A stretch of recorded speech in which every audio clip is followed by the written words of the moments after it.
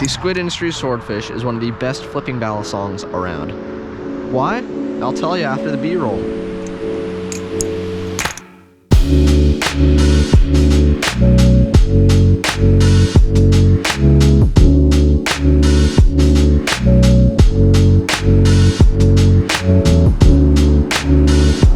It won't fit!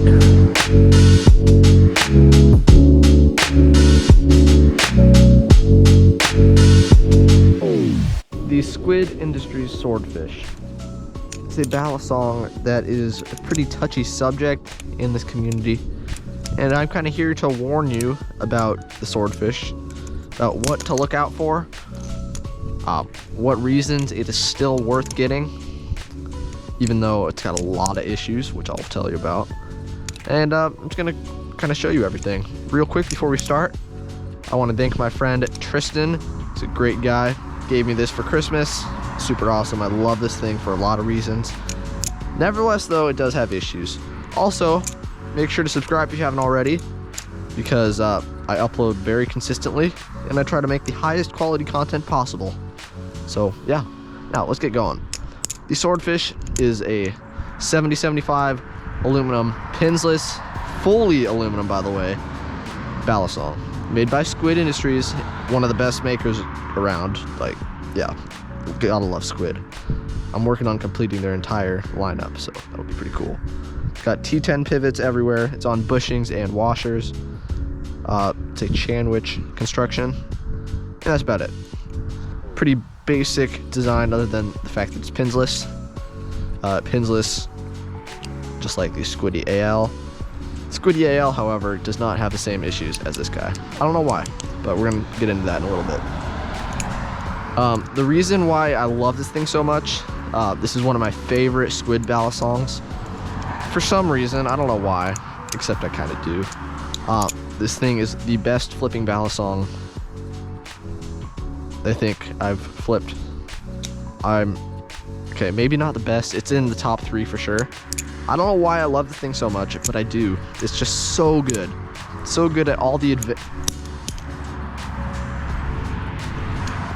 It's so good at all the advanced stuff. Oh my goodness.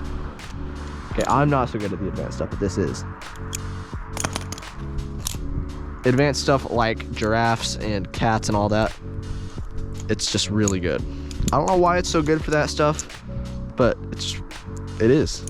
It's got one of the best balances I know of. There's the balance point right there. I think it's fairly neutral. It has great tip weight, probably due to the way it kind of fans out at the end, gets wider. The handles are fairly light, I believe. This whole thing is kind of light, which I like. I'm a big fan of light Balisongs. But that's about where the good things about this thing end, okay? Swordfish has a lot of issues that make a lot of people, including myself, kind of mad and eager for a Swordfish V2 with all of them fixed. Squid, please make a Swordfish V2 that does not have all these issues. These issues include a lack of grip. Like, this guy is very slippery. It's got this really weird bead blast, I believe, that feels fine, but it's just super slick.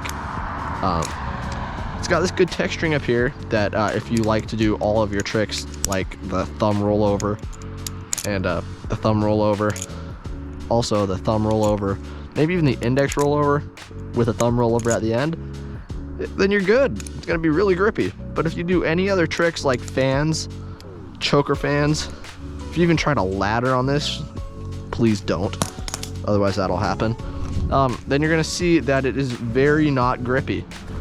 It's very, very not grippy, and it's something you really got to look out for. I kind of use this thing as my beater, and it's fine. It's as good as a beater. I would never have beat this if this hadn't happened. This right here, the handle gap, it exploded. It literally disintegrated, died. Handle gap is no more. It's gone. Started out with a handle gap of about that. Yeah, really solid handle gap. Now it's like that. Can't even fit a toothpick in there. I don't know why it's like that. The Squiddy AL, this is the issue I was comparing between them, does not have this handle gap issue. I've had this thing longer, flipped it more. I have friends who flipped it. I know tons of people who have flipped this thing for a long time. It's got a good handle gap. What's with that? Neither of them have pins. They look exactly the same up by the pin area. This one's a lower quality metal. Why does this handle gap die? Like, it doesn't fit. I don't know what's wrong with that. So that is a huge issue. It's not just me. A lot of people who actually flip a Swordfish a lot have that issue. Will and Brandon, their Swordfishes, I don't believe have this issue. Probably because they have so many Balisongs and they weren't super duper impressed with the Swordfish, so they didn't flip it as much. But if you really flip this thing like I did for only a month, that's how long it took for that to die, then you'll have some issues. Another pretty big issue is the tolerances. They're fine right now for me. That's because I modded this thing with Orion washers. Orion washers are quite a bit thicker. I don't know if you can see that. That washer and that washer are about twice as thick. So that really helped. It's got no tap. It's got a little bit of play, but it's barely noticeable because the handles are so close together. It just looks like a slab of metal. But yeah, those are the main issues. Something kind of nice though is to help with the horrible jimping and bad grip. We got these fake speed channels. They're not cut all the way through. They don't give it a ring or anything, but they do provide grip. Those and the inside of the channel when you are fanning, that's kind of what I grip onto. Not the faces so much because they're really slippery, but the rest of it. So not bad. Now the reason this thing is so good is because of how great it is at advanced tricks, but not only those, Balisong flipping tech. Tech flipping is very, very good on the Swordfish from what I know. Tech is kind of where you flip it a lot between your fingers, do lots of weird stuff like spine grabs, that kind of thing. And I am horrible at it. I don't know how to do tech at all, really, but a lot of people who are good at it, like Shoe and Paper is one guy. He does a lot of crazy flipping too, not just tech. But they flip the Swordfish a lot because it's really, really good. So that's pretty cool. Now, talking about the unboxing experience of this, kind of jumping over to that. The unboxing is pretty good. You get a standard Squid unboxing. It comes with a sticker that I don't have because Tristan, my friend who gave me the Swordfish, kept it for himself. But that's cool, he deserves it. You got a standard Squid box. Comes in a canvas Squid bag, which is nice compared to just the little nylon bag. You get a bag of spare hardware with the weight pins. We'll show you how to install in a bit. And then an info card. But yeah, that's it. Pretty basic Squid unboxing. Not bad at all. It's pretty standard. Now, how to do the pins? Let me show you right now, I guess. So, you got to, of course, take it apart a little bit. You need to unscrew the bolts at the end of the handles, push over the sandwich thing, split it in half so you can insert the pins. You can fit 2 pins in each side of the handle to add a little more handle bias. Then you kind of pry over the other side of the sandwich design to fit it over it. You can also take it apart completely, but I don't recommend that at all. And then just screw it together and you are done. So yeah, that just adds a little bit more handle bias, a little more momentum to the end of the handle. But I much prefer having 0 weights in, which is what I'm using right now. So yeah, pretty solid. Price wise, this guy comes in at 175 bucks. You can get it for like 150 though, blemished, or like 90 bucks used, but that will usually result in your handle gap dying even faster. But again, it won't really matter because it'll die anyway. So if you can get a Swordfish for 90 bucks online, like used, do it. So yeah, this guy, very solid. I love this thing.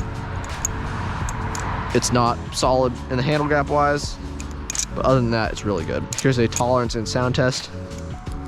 Got no tap. Not really any sound when fanning. Mediocre ice pick sound test. and a pretty bad open-close sound test. One more warning before this video ends. Don't oil this guy. Okay, the Squiddy AL kind of shows this as well.